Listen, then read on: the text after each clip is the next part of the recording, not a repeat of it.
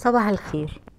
الصيف داخلين عليه واكيد الحر هيشتغل والولاد هيبتدوا يزهقوا وعاوزين حاجات ساقعة دايما وبيشتروا حاجات كتير من بره. فايه رأيك ان احنا نعمل لهم مثلجات لطيفة وفريش وحلوة قوي ومنتهى السهولة وما بيكلفناش كتير؟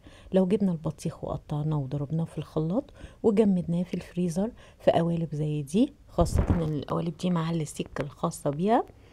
وبعد كده ابتديت بعد ما اتجمدت حطيت اليوجرت او الزبادي، ممكن اكون محلياه بالعسل محلياه بالسكر، وابتدي اسقعه برضو في الفريزر.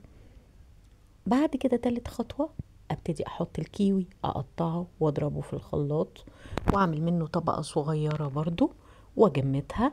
وده الشكل النهائي اللي بيطلع لنا بعد ما بتجمد خالص.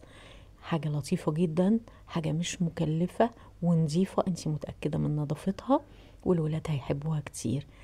لو عجبكم الفيديو لايك وياريت تشيروا كتير وما تنسوناش دايما وتتابعونا.